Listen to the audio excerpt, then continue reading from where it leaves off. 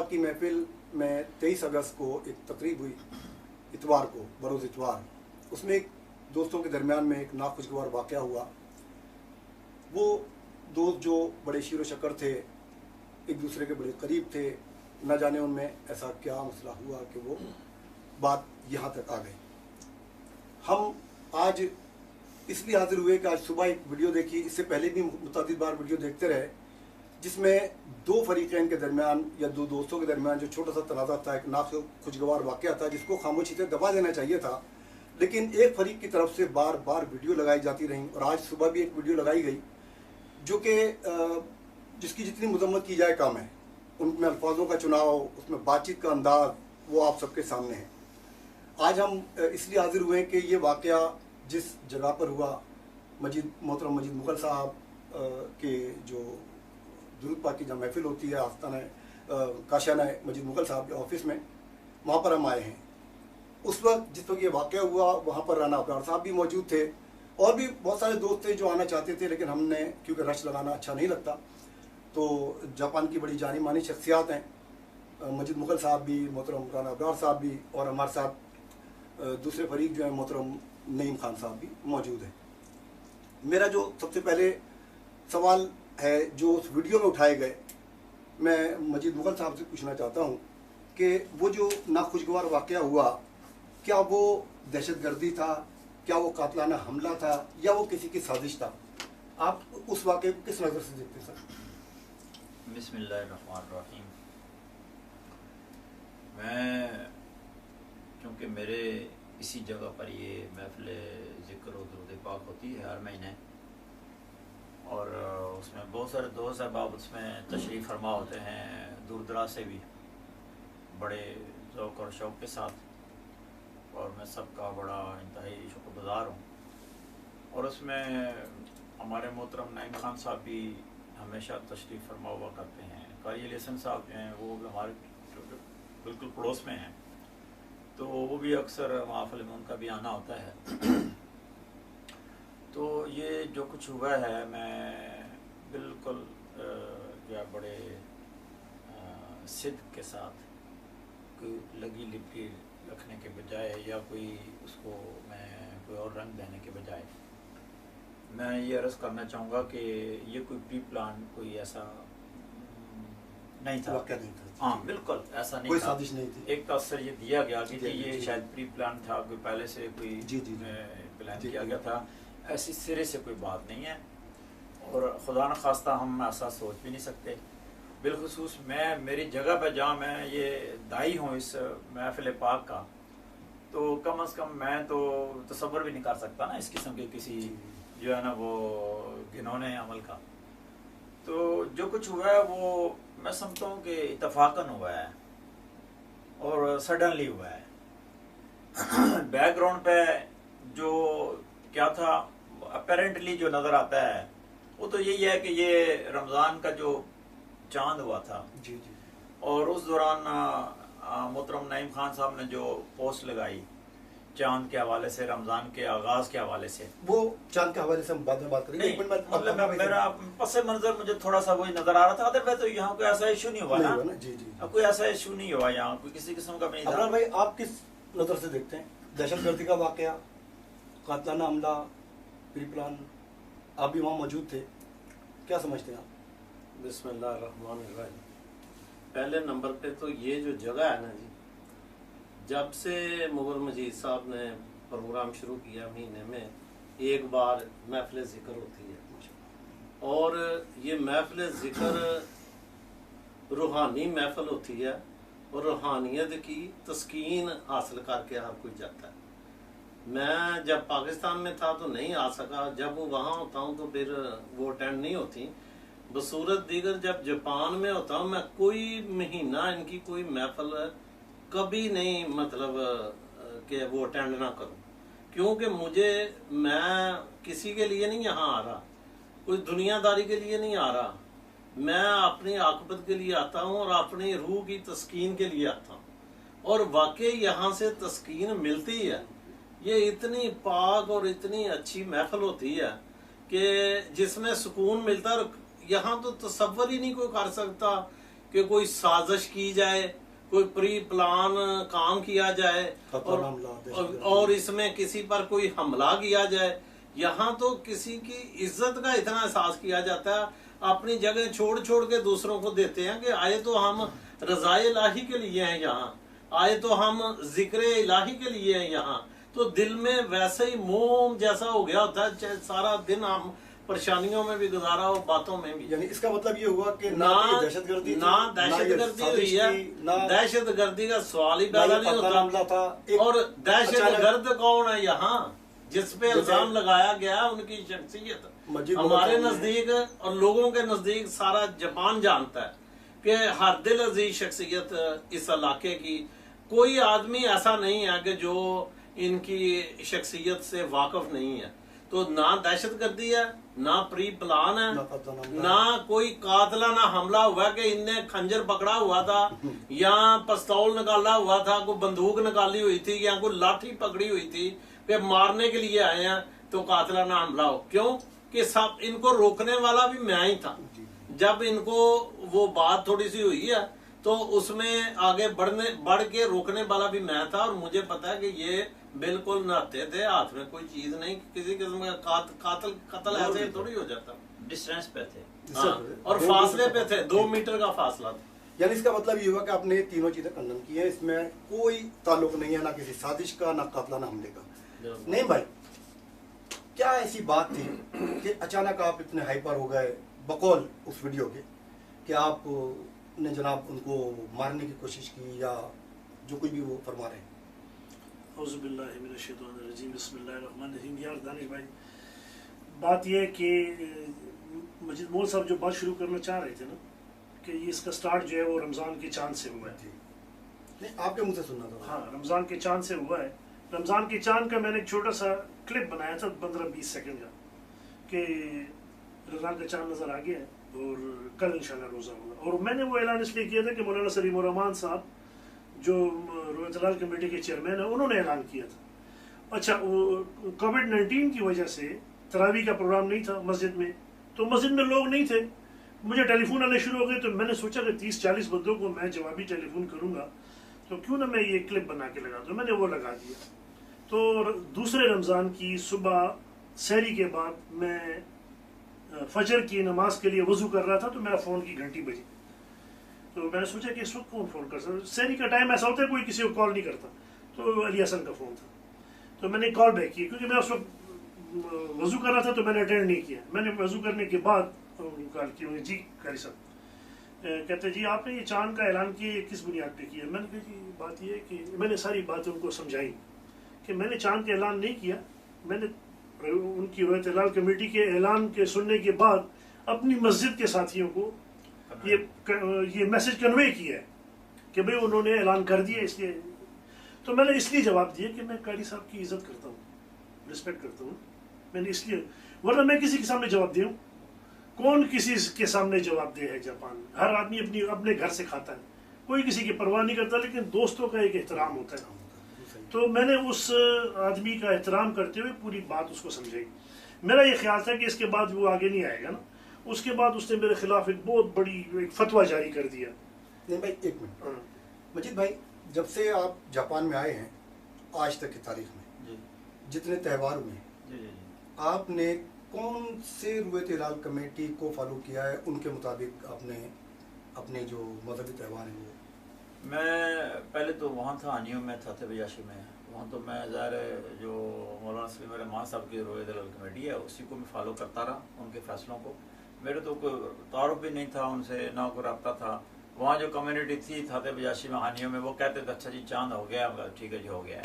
मुझे इस बात का पता भी नहीं था। आपने कहा हो गया ना, मुझे इस बात का पता भी नहीं था कि यहाँ दो ग्रुप हैं या ये बिल्कुल मैं लाइल्म था। मैं जब जहाँ शिफ्ट हुआ ना, यहाँ नोगी माची, तो ज़ाहिर है मेरा यहाँ इस मस्जिद कारी अली हसन साहब की मस्जिद है मेरे बिल्कुल पड़ोस में, करीब में 6-7 किलोमीटर पर। मैं वहाँ नमाज पढ़ता था 5 वक्त की। उसके बाद यह है कि वहाँ मुझे उन्होंने मेरा दरस कुरान भी उन्होंने वहाँ शुरू करवा दिया, इसरार करके कारी साहब ने और आबद शाह ने कि जी दरस कुरान आप यहाँ दें। इस पर आपने उनके कहने पे? ना, उनके कहने पर। मैं ज़ाती तौर पर मैं कभी भी खासमंद नहीं होता कि मैं मुझे कोई तकलीफ कराई जाए ये वो। अल्हम्दुलिल्लाह। त्योहार किसके कहने पे? हाँ, मैं अर्ज करूँ ना जी। उसके बाद मैंने एक आध ईद जो है ना वो यहाँ इनके साथ इनके जो है ना वो फैसला था उसके मुताबिक मैंने यहाँ एक ईद यहाँ पढ़ी है, एक ईद। दूसरी ईद जो थी ना उसके ऊपर मैंने उनसे कहा, मैंने कहा जी 5 दिन पहले उनको मैंने कहा जी चांद जो है ना ईद फलां तारीख को बन रही है, तो आप भी अपने जो फैसला जब करें तो ये बात पेश नज़र रखें, ठीक है।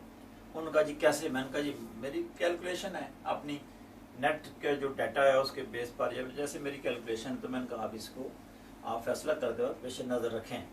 तो उस दौर उस वक़्त मैंने कारी साहब की सपोर्ट भी की, इनका जो मौक़िफ़ था इसकी सपोर्ट में मैंने फेसबुक पर लिखा भी, ठीक है, दूसरी रूरत कमेटी के बारे में कि यार ये जो तरीका है ना आप लोगों का ये किसी हद तक मुनासिब नहीं है। मुस्लिम ब्लाइंडली आप लोगों से मुराद मैंने कहा जी ब्लाइंडली मलेशिया को फॉलो करना, ब्लाइंडली मतलब उसके पीछे कोई लॉजिक नहीं है आप लोगों के पास, तो ये गलत है, ठीक है। मैं ये उनकी सपोर्ट में लिखा भी फेसबुक पे, बहुत सारे अनवर मेमन साहब और दीगर दोस्त इस बात के शायद हैं। अच्छा, अब उसके बाद जो ईद उल फितर जो है मैंने इनके साथ मनाई, ईद उल अजहा जो थी वो मैंने उनसे कहा जी कि ये आप 5 दिन पहले मैंने कहा जी ये ऐसे ऐसे फैसला आप जो है ना जहन में रखें कि ये मेरे नज़दीक ये बन रहा है ना ईद फलां तारीख को बन रही है, उन्होंने नहीं की। आपके नज़दीक यानी कैलेंडर की वजह से कह रहे थे? हाँ, मैं कैलेंडर की वजह से कह रहा था, और वो जो मैं कह रहा था कैलेंडर की वजह से सलीम रहमान साहब का जो कमेटी का ऐलान हुआ वो उसी के मुताबिक था, ठीक है। मैंने तो 5 दिन पहले इनसे बात की, इन्होंने लेकिन नहीं किया। इन्होंने दूसरे दिन ईद की छोड़ के, एक दिन छोड़ के, तो मैंने ईद वो ओजामा में पढ़ी जाके, ठीक है, वहाँ ओजामा मस्जिद में मैं भी उधर। हाँ, तो मैंने वो ईद वहाँ पढ़ी।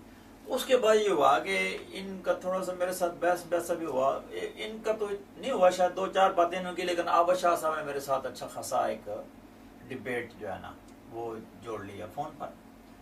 मैंने उनको फाइनली कहा, मैंने कहा जी मैं आई एम नॉट बाउंड, मैं आपके नज्म का पाबंद नहीं हूँ ना मैं आपकी कमेटी का मेंबर हूँ, ठीक है ना, मैंने आप लोगों के हाथ में बैयत की हुई है। मेरी अपनी सोच है, मेरी अपनी, मैं समझता हूँ ये गलत है, मैं उसको गलत कहता हूँ, ये सही है, ये मैं उसको सही कहता हूँ, ठीक है। अगर वो भी गलत फैसला करेंगे मैं उनकी भी मुखालफत करूंगा। उसके बाद आप सलीम रहमान साहब के ही हाँ, उसके मैं करता रहा, और मैं आपको अर्ज करना चाह रहा था कि मुझे उन्होंने कहा जी कि नहीं आपकी ईद, मैंने कहा जी मेरे नजदीक ईद बनती थी, मैंने कर ली है, बात खत्म। आप लोगों की नहीं बनती थी, आपने नहीं की। मैंने कहा आपकी कमेटी का जो डिप्टी सेक्रेटरी जनरल है वो कमर मुस्तफा या क्या नाम है, मैंने कहा उसने तो ईद सलीम रहमान साहब के साथ किया, आपकी कौन सी कमेटी है, कैसी आप कमेटी चला रहे हैं, ठीक है। मुझे अवश्य ऐसा कहते हैं जी मेरे साथ मुनाजरा करें, मैंने कहा जी आप किसी और के साथ मुनाजरा करें जाके, मैं फजूल कामों में अपना वक्त ज़ाया नहीं करता, वहाँ बात होगी खत्म। उसके बाद फिर मैंने स्टडी की इस चीज़ पे, मैंने भी काफ़ी स्टडी की। मैंने कारी अली साहब को उस दिन जो यहाँ बैठे मेरे पास एक डंडा, मैंने बताया उनको, मैंने कहा मेरे पास ये 2-2.5 घंटे की वीडियो है, यूके के मुफ्तियान इकराम बहुत बड़े जो बड़े उलमा हैं, उन्होंने कहा जी मशरक की अगर रोयत है तो मगरब वालों के लिए काबिल एतबार है, और मगरब वालों की है तो मशरक वालों के लिए काबिल एतबार है।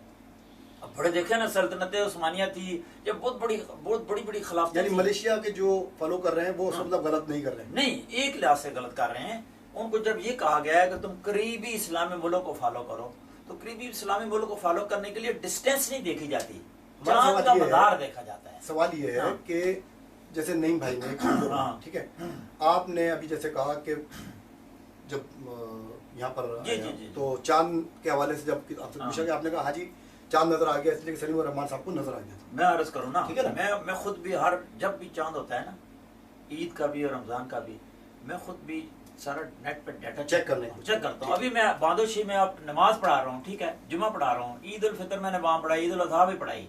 अब ईद उल अजहा जो थी सलीम रहमान साहब की उस पे ना, रुत पे ना, मैं लेकिन एक उसमें वजाहत कर दूं, ईद उल अजहा मैंने पढ़ाई वहाँ, लेकिन जिस दिन सलीम रहमान साहब कमेटी का इजलास कर रहे थे, मुझे अजीम मैर साहब ने फोन किया, कहा जी कमेटी का इजलास है और सुबह मुमकिन है ईद हो जाए। मैंने कहा जी अगर सुबह ईद आपकी कमेटी ऐलान करती है तो मैं ईद पढ़ाने के लिए नहीं आऊँगा आपके पास, इसलिए मेरे नज़दीक कल ईद सिरे से नहीं है। मैंने कहा कल सऊदीया में भी नहीं है, मलेशिया में भी नहीं है, पाकिस्तान में भी नहीं है, जापान में भी ईद नहीं बनती है। लेकिन वो अच्छा होगा कि सलीम साहब कमेटी ने उस दिन सुबह ईद का ऐलान नहीं किया, उनका जी निकाल ईद नहीं है। इसका मतलब वो गलत नहीं कर रहे ना, वो भी कुछ सोच रहे हैं, वो भी कुछ लोगों को देख रहे हैं। इसका मतलब मलेशिया में सारे लोग जाहिर नहीं है ना, उलमा इकराम है, बड़े बड़े लोग हैं, आम लोग नहीं है वहाँ पर भी, वो भी देखकर फॉलो करें। अच्छा अबरार भाई, आप भी माशाल्लाह जापान में मुझसे ज़्यादा सीनियर हैं, आपने जब से यानी ये 2 कमेटियाँ बनी हैं, आप किसको फॉलो करते हैं? मैं तो जी सलीम रहमान नकवी साहब को। वजह ये कि पहले नंबर पे तो देखें वो काफ़ी अरसा से कर रहे हैं वो ऐलान, और जितने यहाँ के मसाजिद और मसल्ले हैं वो भी उनको फॉलो कर रहे हैं।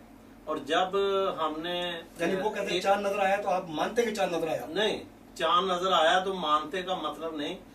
जो चीजें मौकफ हमने टॉक शो किए थे ना, उसमें सलीम रहमान नदवी साहब ने जो चीजें हमारे सामने रखी थी, हाँ, उन चीजों को देखने के बाद, उन प्रूफ को देखने के बाद मैंने फिर उनके फैसले को फॉलो किया। अब सवाल ये है करने का, बात करने का मकसद ये है कि मोहतरम मजीद भाई भी, आप भी, चांद नजर आता है। सलीम रहमान साहब ने कहा चांद नजर आ गया, चांद नजर आ गया, ठीक है। हम नमाज पढ़ने का मतलब ये है कि चांद नजर आ गया। सलीम रहमान साहब ने कहा नजर आ गया, नजर आ गया, ठीक है। आपने वीडियो नहीं बनाई, मजीद भाई ने वीडियो नहीं बनाई। अगर नईम भाई ने अपने दोस्तों को बताने के लिए कि लोगों को फर्दन फर्दन बताने के बजाय वो वीडियो बनाकर अगर लगा दें और उन्होंने कहा जी चांद नजर आ गया है, तो इसमें क्या बुराई है?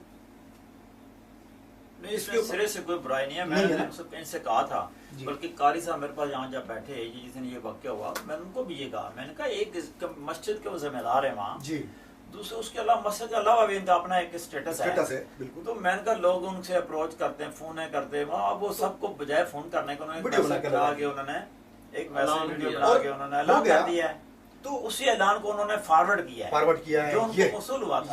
अब देखें कि जब हम जाते थे, खान साहब भी और मैं भी इकट्ठे भी कई बार गए हैं वहाँ, जिस दिन उनने कमेटी का इजलास होता था, तो उसमें हम बैठते थे, उनकी मुख्तलिफ जगहों पे टीमें, आप तो काफी एरिया पे उनने लोगों को कहा हुआ है, और वहाँ उन्हें फोन पे इतला देते हैं कि हमारे इलाके में नजर नहीं आया या आया, जो भी है इतला देते हैं बाकायदा। और हम भी वहाँ बैठे होते थे, तो वो सारे इतलात आने के बाद वो मलेशिया में कांटेक्ट करते थे फोन के जरिए, और उनके भी मौक़िफ़ लेने के बाद जब फाइनल होता था कि उनने ऐलान कर दिया, तो वो इधर में भी भाई वहाँ आलिम दीन बैठे ना, वो दीन बैठे हैं जापान के मुल्क के कानून के मुताबिक वो फैसला करते हैं, और ऐसे थोड़ी होता है। अच्छा, जब वो आ जाता तो वो क्या देते, तो हम भी मुबारक एक दूसरे को देते और फोन करके लोगों को बताते कि भाई चांद नजर आ गया, सुबह ईद है, चांद नजर आ गया, ईद है। वीडियो नहीं बनाई, लेकिन हम बताते। वही चीज इनने की है, इनने वीडियो की सूरत में कहा। असल में आपको बताऊं, एक अथॉरिटी होती है ना हर मुल्क में, लेकिन मलेशिया में जो अनाउंस कर रहे हैं ना, वो गवर्नमेंट की एक अथॉराइज्ड जो है ना एक इदारा है ना, ठीक है, वो उस मकसद के लिए जो है ना वो उनको जो है ना वो ये इख्तियार दिए गए हैं। पाकिस्तान में जैसे रूए हिलाल कमेटी है, देखिए अब गवर्नमेंट की रूए हिलाल कमेटी है ना, हम यहाँ पर वो जो ऐलान करती है, रूए हिलाल कमेटी भी बहस नहीं कर रहे हैं, इम्प्लीमेंट करते हैं। अब वो जो पेशावर में है, उनको तो गवर्नमेंट तो नहीं ऑन करती, तो इसलिए एक रिकॉग्नाइज्ड जो चीज है उसका जब डिसीजन आएगा तो उसको आप फॉलो करें। हमने दोबारा हो सकता है कि रूए हिलाल कमेटी के हवाले से राना अबरार भाई भी मौजूद हैं, फिर इंशाल्लाह उम्मीद है कि अब लग रहा है कि कुछ